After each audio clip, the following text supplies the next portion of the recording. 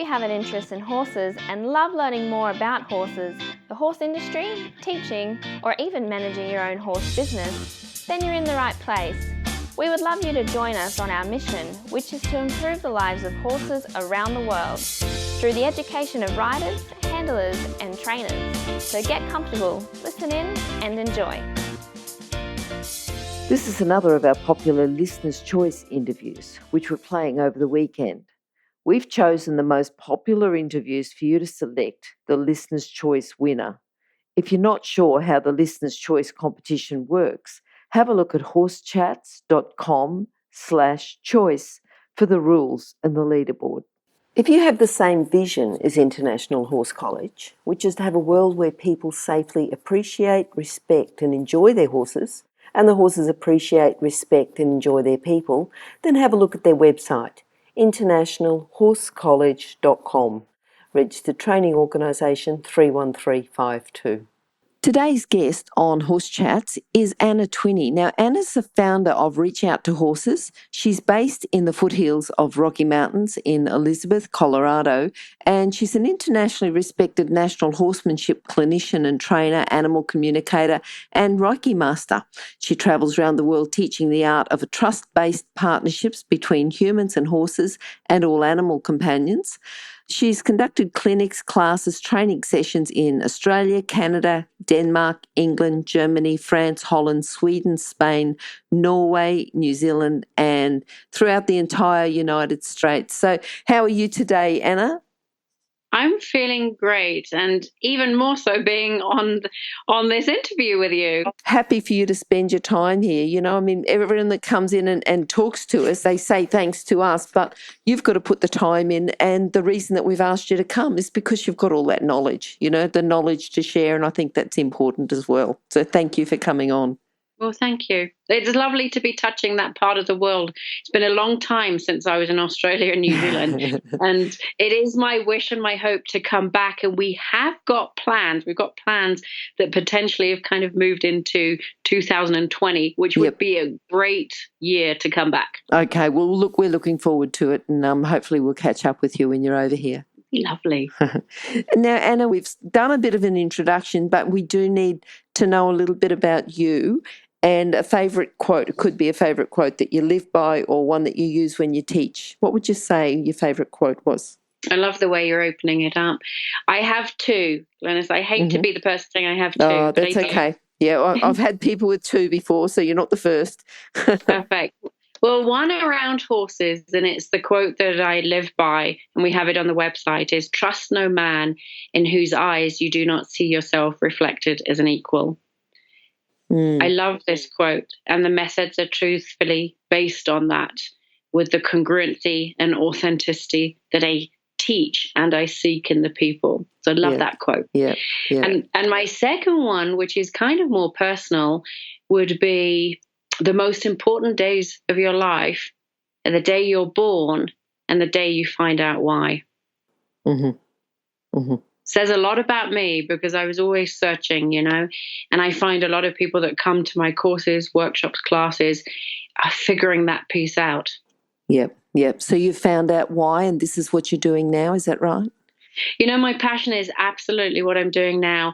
Yeah. And I'd love to say that I found it. I think I was more pushed into it. Destiny kind of pulled me that way. And even so, even though I've got my passion in place and I'm traveling the world, doing something incredible, I still have that little piece to go, okay, I found out my purpose, found out the passion.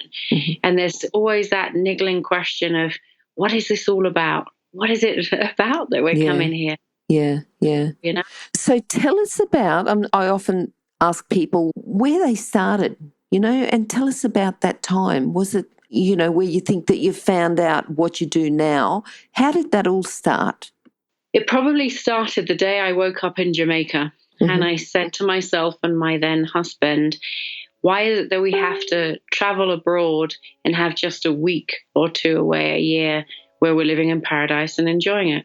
What is it about us that we can't wake up to paradise every day? Yeah. And it started a big, big journey for me because the journey began with looking out the window in England and seeing the grey skies for weeks and months on end, and also working in a profession where there's a ton of challenges. And so it was norm to have a week or two holiday and spend the rest of the year seeking that something. So I went on this quest and I took a year's sabbatical. I basically had 3 roads leading to the very same place. And the 3 roads were a head-on collision. It was my horse, Carrie, who was fairly hot and very intelligent. And it was also some of my training, and it was mental, emotional exhaustion dealing with victims. Every path, all those 3 that I've just said, led to one route. It led to investigating, exploring horse whispering. Okay. And so I was fortunate. It was 1997, and Monty Roberts had been out to England, very big, in those days, endorsed by the Queen. And I watched him work, and I said, you know what? I think this is the answer. In many ways, one, violence isn't the answer, so it would help towards my horse. But the second thing was, it was an opportunity to study horse whispering, ultimately in California, and my intention was to bring it back to the British police force. Okay. That was the intention. It never happened that way. I ended up taking a huge leap of faith, left my career, my husband, my horse, my dog, left everything behind, lived out of a suitcase for years on end. That meant I didn't own anything more than what was in that suitcase. And I stayed in California all in. I was there 5 years. Wow. Yeah.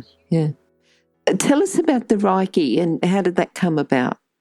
It was also large. I went back to England. I had to take 6 months back because you could only be in the States for so long. Yes. And I wanted to study aromatherapy for horses. I did that. I studied massage, aromatherapy, and herbs for horses. And there were Reiki masters on the course. They did this miraculous hands-on healing where I felt congested, and I felt the congestion leave the body. And I thought to myself, what is this? I need to find out more. So I studied Reiki in England, in London, with the woman that brought it to Britain, as far as I know.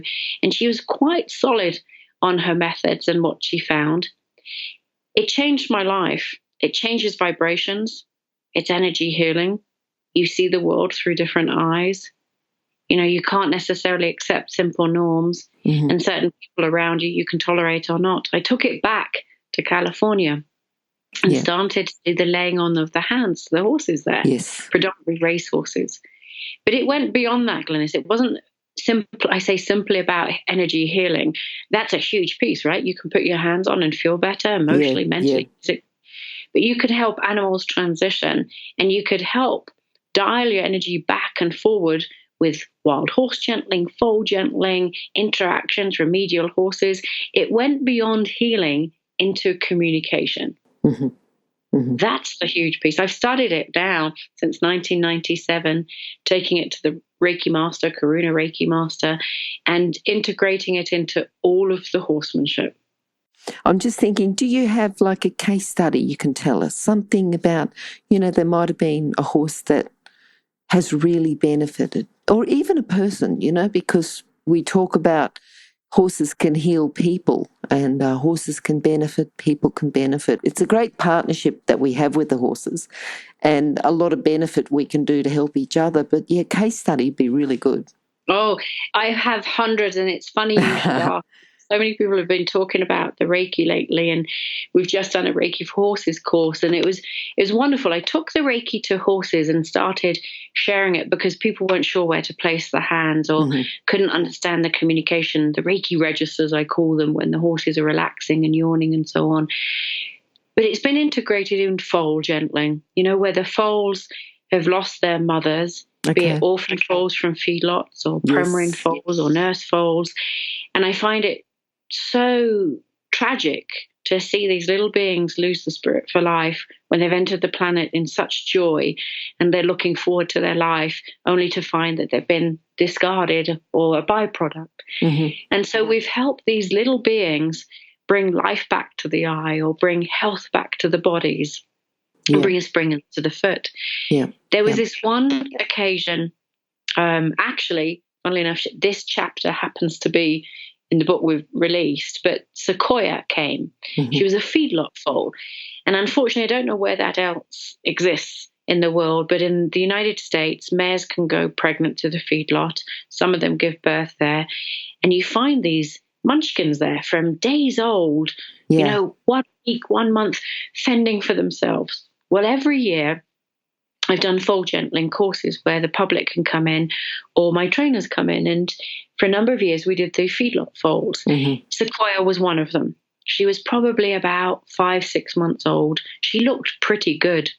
Looked like a registered quarter horse, or indeed is one. Yep. And compared to some of the others, because they would come in at 4 days of age, or they'd come in really volatile in the sense of worthy Navajo horses would come in. Well, she came in and she was doing fine. And it was day 4 on the gentling. We'd had halters on and we were gentling in 12 by 12 pens, and the vet came. And he was a rough kind of fella, rough around the edges, and had his traditions. And one of his traditions was to take the foal's tail and pull it upwards. And in doing so, he pulled her off the ground when he gave this injection. To see a foal being lifted off the ground in the hind end was rather odd and strange, and I'd never seen it before. And within a couple of hours, she wasn't doing well. She was lying on the ground. Yep. My student said, I think something's seriously wrong. Well, 3 vets diagnosed over the phone, from heat exhaustion to colic to azoturia. Nobody really knew and nobody came out. Not only did we do Reiki, we did acupressure point reflexology. I had the final call. We used the hose to cool her down. We created a shelter for her. We gave her probiotics and we laid the hands on. The filly wanted to lie down and stay down. And for me, that meant she was resigning. Yes. And I said, if we can, let's keep her up. Let's help her out. And there were 6 people laying on the hands. And imagine, this horse tying up where the body and the muscles are getting tighter from hind end all the way forward. And suddenly, she didn't want to lie down anymore. And suddenly, things started to look up. We never knew if it would, but she did. She looked up. And I'm telling you a positive story. Because this last day, she got adopted. The person that adopted her is one of my trainers. And she was in tears, and she's a hardy lass. She's a cowgirl through and through, lives in Wyoming. She was crying and she said, I should have committed to her. I should have committed to her. She committed that day. And the day she committed was the day this young filly pulled through. Isn't that good? Isn't that good? It was remarkable. And it said even better than I'm saying it today. A chapter, because Trisha wrote it in her words. But to see it, you're looking at it and I'm thinking, I don't want to lose you on my watch. Not on my watch. We're going to pull you through. And if there's any way to convince you that it's worth living, we will do that. Yes. She was too young, and all she'd had was a horrible beginning, and nobody deserves. Wow. A lovely story. Lovely ending. It's one of many, one of many. And can I flip it to the other side? Sure, absolutely. Yep. Because recently we took the Reiki for horses to a beautiful rescue where they have 50 head of horses. And I took it's a large class. There were 20 students there. And at one point we go through each paddock, and a student can go in, and if they resonate, they choose to go in. And they do what I coined love lessons. And you place your hand on the horse's heart chakra. Okay. And I'm not sure if everybody listening knows where it is, but it's at the bottom of the withers. So the right hand goes to the bottom of the withers, and then the left hand goes in between the point of shoulder at the front. That's love lessons, heart to heart. That's the chakra. And so people can go in and give back totally unconditionally, to say we don't want anything from you today. We're offering healing, or we're offering loving thoughts, whatever it might be, no matter who you are or what your religious belief is. Yep. There was this beautiful mare. She's a paint mare. And I had this intuitive hit, and I called one of my students in, and I said to her, I think this mare's for you. She struggled in her life. She had a glazed eye for many years, and it took her years to come back, and she wouldn't forget, and it was in her cellular system. And I said, what? I think she can relate to you. I think she can relate to trauma that you've been through. Well, this lady, she's in her 60s, went in there, and the mare came and said hello, let her pet her, And then she turned her butt, not in a way that was aggressive and not in a way where she was asking for her butt to be scratched either. Just in a way, just out of arm's length. I said, you know what, I think she's doing healing. I think she's grounding you. And I watched, I thought, this is a unique way. They don't always do it. Bear's looking over her shoulder and she's watching the response she has on this woman. And then she takes a step away, does the same thing, step further away. And I said to my client, she's healing, she's grounding. Can you feel it? It's as though she's drawing something away out of you. And she said, I feel it in my arms. I can feel the release. I can feel the draw. I have sensations in my hands. I've had trouble in my hands all these years. And this mare has, in my experience, not been able to give back. And instead of receiving the day where she could have received, and she's received for years, all different alternative therapies, but she's never been able to give back because her glass was never full. And this day, she said, I'm able to offer you, you need more than me today. And I'm going to offer you healing. Wow. It was absolutely remarkable. And if we were able to share this woman's journey, it's horrific childhood memories. So to see a horse giving to her unconditionally kept no eye dry in the place. Yeah. Wow. And I'm just thinking, Anna, because you sort of had a few different things that you've done. Your time with Monty Roberts, because we've had Monty on the show, and I think really good. He was actually our second guest. We had him as one of the main three guests that we started with. But how was it? You're one of his instructors now. Tell us a little bit about Flag is Up, about the language of equus, what you learned there and what you're able to teach other people. It was the beginning of the journey. It was 1997. And so it's a long time ago. I left there in 2003. What it did was open a tremendous door to realize that there's a quiet, silent language at the horse, that there's another way. Because tradition, no matter which country you're in, can be a little bit firm and forceful. My time there, I dedicated everything. I worked there 6 days a week, 12 hours a day, sat at that round pen, became the round pen queen, helped design and develop courses and classes, became the head instructor, was part of the board, so a member of the board. And it was incredible to teach alongside Crawford Hall, who then was the farm manager and the dean of the students, and to witness his capabilities. The farm is absolutely stunning. In the heart of California, the horse is spectacular, and to be part of somebody's dream and vision and then to take it in my own direction is remarkable and incredible. So to leave there and say, okay, now it's time to bring in telepathy. Now it's time to bring in the energy healing.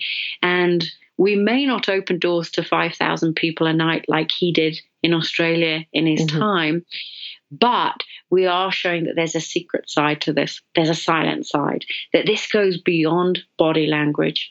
See, it started there when I watched the students and I was trying to figure out why these horses would connect or not connect when the body language was correct. It went beyond body language. It went into intention, agendas, energy, thought patterns, you name it. And so when I left there, I had the chance to gentle 2 years worth of Mustangs on a Mustang sanctuary. And there you really hone into the energetic piece. You catch the whisper in the eye. They catch your attention. If you're not in the present time, it's not going to be effective. You can only go at their speed because they're at liberty, they're free. And you begin to realize they're picking up on your thoughts. They're picking up on what is about to come next. And so it opened a door for me to have a huge lifestyle change. One that so many people stuck in 9-to-5 jobs can't see, don't see. I took a leap of faith. One where I said to you, I think it was destiny. Yes. I had to be pushed. I was married at the time. I had a 30-year career ahead of me. And so I played it safe and took that sabbatical thinking I'd return home. No, I was before my time a little bit. There was no such thing as life coaching in those days. And I'd intended to take it back to life coaching. So a little bit early, but also I realized if you want to become a horse whisperer and really bring it back to the first responders, it's going to take more than a year. Yep. So that it did. And it was my then hubby that said, this is your path. This is your dream. This is where you belong. And I'm giving you your wings to fly. Yeah. Anna, you've got so many things under your bow there as well. And we'll talk about them in another time. But can we talk about, if you go and you teach a group of people, what's a common thing that you see that you can help them with? It would be hard to pick from the list, but I can tell you this. If it all boils down to self-reflection, then I can help them with authenticity. And authenticity would mean, what are you truly believing, thinking, doing? Are you aware of your movements and your actions? Are you aware of the cause and effect that it's having on this individual? So the authenticity is also known as congruency, is a huge piece of this. Because often they'll say, well, the horse is nervous.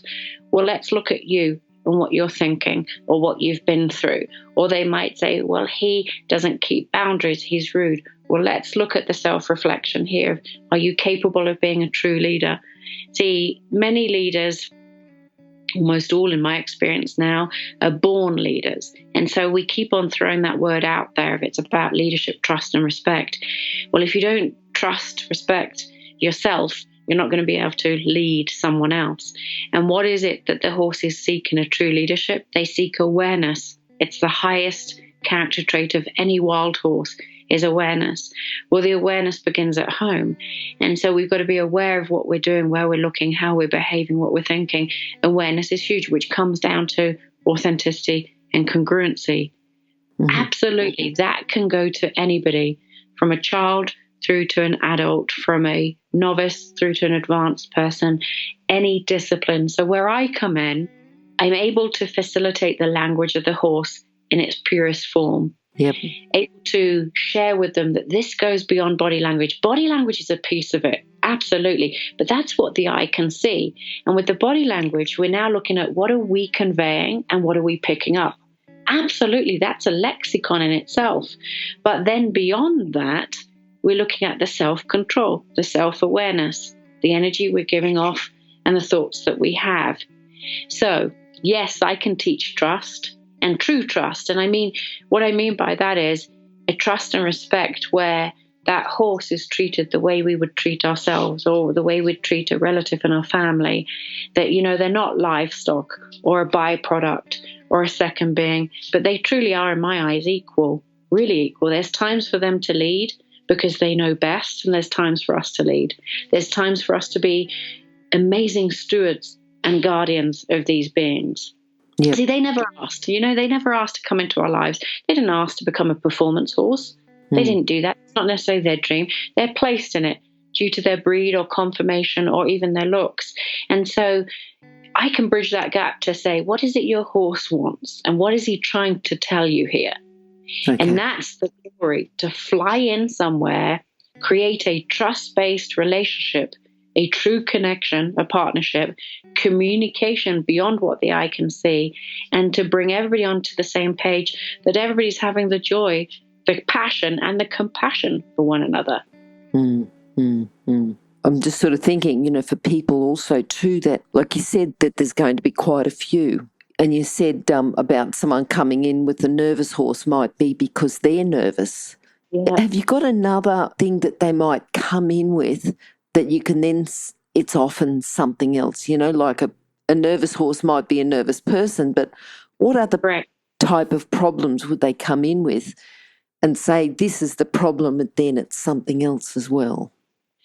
Boundaries are a common one. Okay. Glenys. So what happens is people that have no self-worth or low self-esteem will often have boundary issues with the horses. And a boundary can be crowding them at liberty or in hand, but it also can be pushing them, pulling them when they're leading, going off with them, not stopping, bringing the shoulder into them, standing on their foot. The boundary issues are huge. And you find the demographic tends to be actually women a lot more than men. And so for the boundary issues, you can look at people from children, but generally on to 30s, 40s, 50s, 60s with the women. That's a classic and a common. But then there's another one. You see, the horses could come in with glazed eyes, shut down. And then it would be the opposite. It would be that either they've had something drummed into them that's really boring, or they've never been heard. So that means they're trying to express themselves but can't, and they've been shut down. Or indeed, they've been forced or too firm, and it's abusive. Okay. So you can see the contrast of a bully to a horse that's shut down. Mm-hmm. Mm-hmm. You know, these are all common issues. Yes, yes. Okay. And it's recognizing it. If I add that in, you know, often people will look at it and go, oh, look at that compliant horse. He's standing there really well. No, he's shut down. Yes, he's now that learned helplessness. Yep, I understand. Yeah. Yes, I'll just do it because it's just the easy way out. No expression. Exactly. Yeah. No choice, no voice, no expression. What sort of things do you do to just get them to enjoy life again and get the person to realise that the horse isn't enjoying life? Right. And I love doing it because it's every clinic. It doesn't matter if it's a therapeutic riding horse or rescue or a top performance horse or trail horse. Often the fear will come in where people are concerned that they're going to get hurt, so they feel like they have to control the situation. And often also they learn something, but they've not really grasped it. So, for example, if a clinician has said to them, your horse needs to drop the head, I've seen students walking, dropping that head the way. They don't have any clue why they're asking the horse to drop the head, but they're doing it. Yep. So it's them listening to go, why are you circling your horse day in, day out? Why are you doing this repetition for the whole horse's life? That's not permission to ride. That's now kindergarten stuff. So what happens, people don't always understand where it comes in. Mm-hmm. Mm-hmm. So it's a lack of understanding. So when you're taught something, so for example, we have a 12-step system. Yep. Also, the only system I have, everything else is the language of the horse, but it allows people to do head drops and neck yields and disengaging and all the fun stuff in order to gain a rapport, to figure out if a horse is in pain, what is their personality, what's their character type, what's their learning style.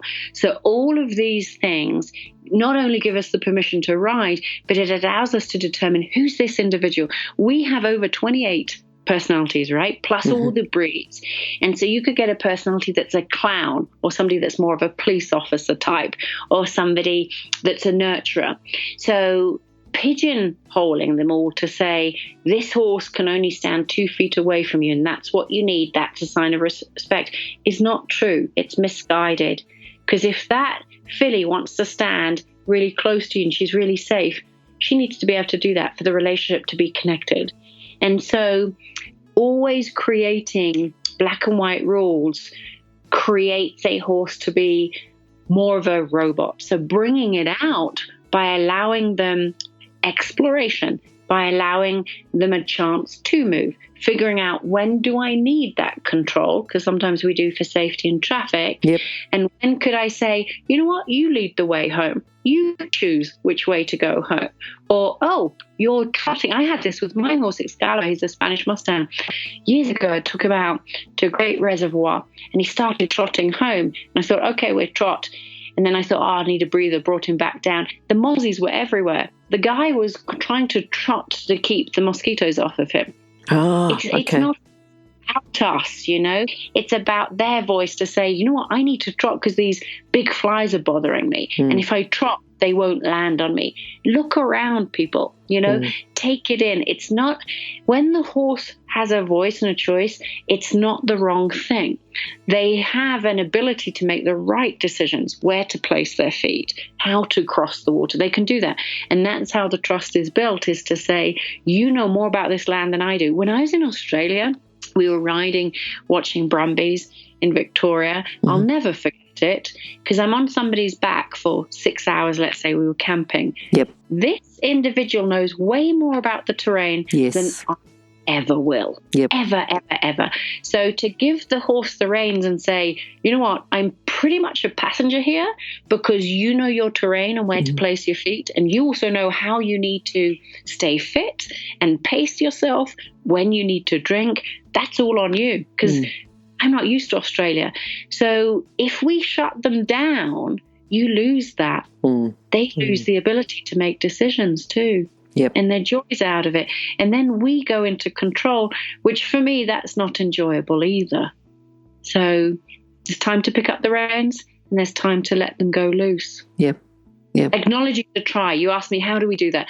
One way is to acknowledge the try, to say, oh, I saw you try to do that. Yep. Thank you. And then the other way is to say, you're offering this.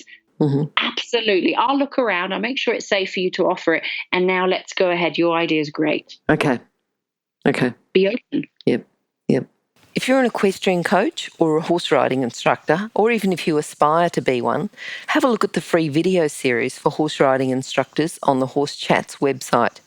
Go there now. Have a look. horsechats.com. All right. Now, thinking about the next year or so, what are the main things you've got coming up?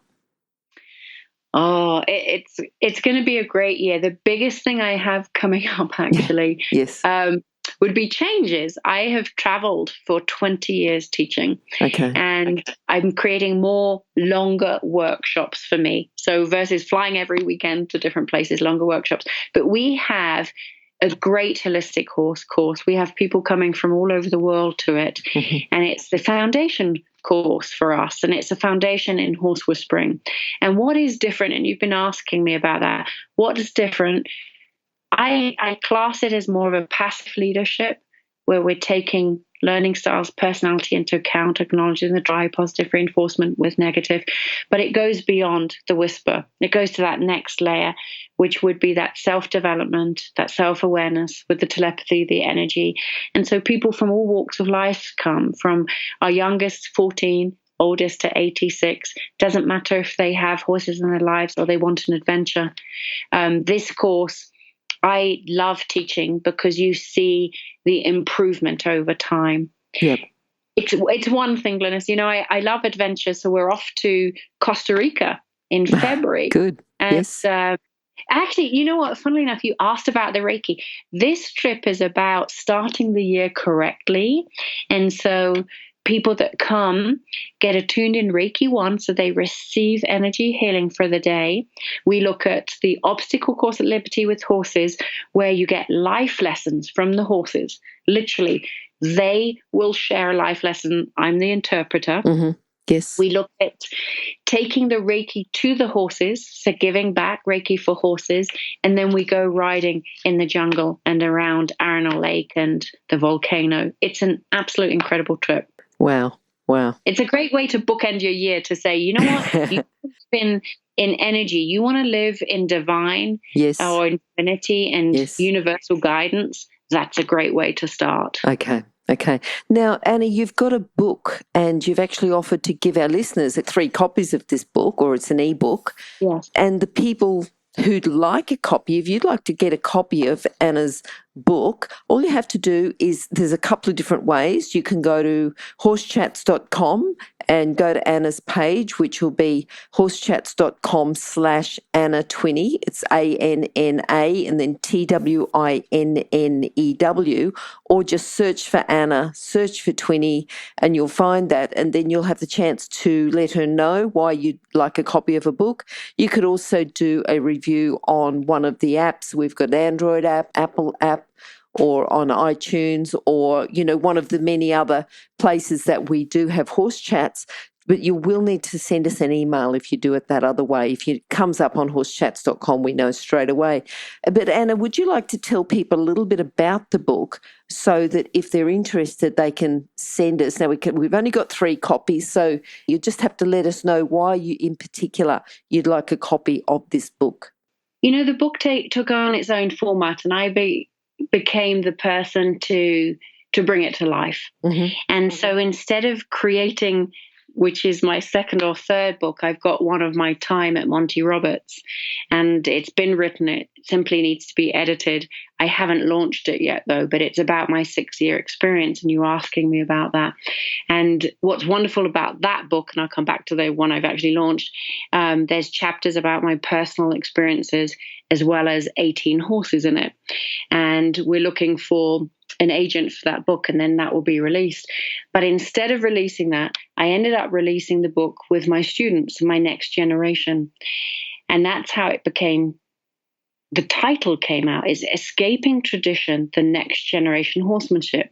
You see, I see myself as the next generation from Monty. Such a privilege to watch this master at work. And so I'm his next generation and taking it all different places. Well, I also have my own next generation. So there's kind of the two meanings behind it. And our next generation, too, has gone from dominance-based horsemanship into passive-based. So here's the title, so meaningful, so much behind it.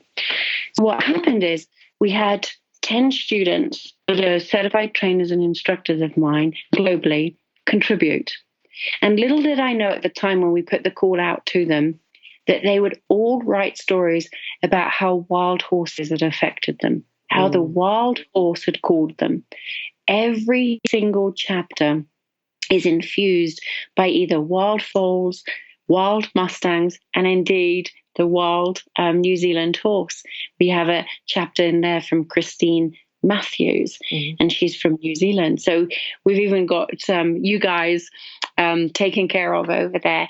And so it's about horsemanship, but beyond that, it's about life lessons, about listening to the horses, but where the journey has taken us when you do listen to horses, what it means to us.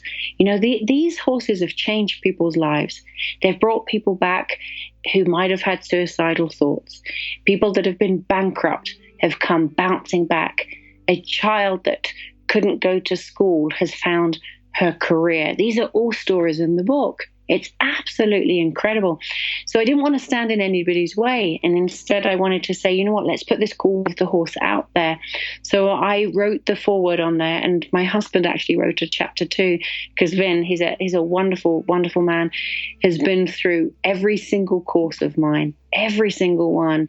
And he too chose a chapter on a wild horse. And we entitled the horse is called Savvy, and Savvy came to us because the people who had adopted him, he was a BLM Mustang, couldn't handle him, and they deemed him exceedingly dangerous. They called him Savage, actually. We came his name to Savvy, and Vin was the only one I could entrust with this horse because he'd already been labelled dangerous and could kill. There's me going, okay, my husband would do it then. Do it. Yes. But that's what happened. It was this thing of Vin had has incredible feel and timing, and it needed somebody, because we don't put these horses in chutes. We don't rope them. They're free. They're at liberty. And so it took somebody very special to create the right environment, not too much pressure, because otherwise he would have been severely hurt, but just enough to be authentic and say, this is why I'm here. I will not hurt you. Yep. I hope and trust you won't hurt me. So the quantity of trust that was needed was incredible. And so he writes about that. I hope, and I know we've had some emails saying how much it's affected people already, and we've got it into a multitude of countries. And I'd love to be able to get it to you guys as well. Yeah. Oh, very good. Very good. Anna, you've got so much that and as I said, so many different areas of specialty. It's not just one area of specialty, but it's a few different areas of specialty. We'd love to have you back again. Thank you. It would be my pleasure. We're looking forward to it. And it leads in really well from the horse whispering. The horse whispering has opened the doors to animal communication. That's what's happened. So once upon a time, kind of horse training opened the doors to horse whispering. Now horse whispering's opening the door to animal communication. And people are discovering that you can talk to horses from the comfort of your own room and change behavior. So that's the topic I'd love to bring to you and share with you how I can sit in Colorado and talk to horses in Dubai, Australia, New Zealand, Europe, and change behavior. And it always sounds so out there for some people, but it's true, it's real. And I've got about 15 years of experience that I'm sharing with people. So I'd love to bring the topic to you. Perfect. All right, Anna, well, looking forward to catching up with you again. And again, thanks for your time today. We certainly appreciate it. You're so welcome. It really is my pleasure, and it's my hope that we helped a few horses and people today. Hope so too. Bye-bye. Bye. If you've enjoyed this chat, then please comment, rate and subscribe. If you'd like any changes or recommendations for guests, then please contact us through horsechats.com. And while you're online, have a look at the government-accredited courses at internationalhorsecollege.com. Registered Training Organisation 31352. Remember that our comments and instructions are general in nature and do not take into consideration your individual horses or your individual ability and circumstances. If you enjoyed this podcast, then please leave your comment below.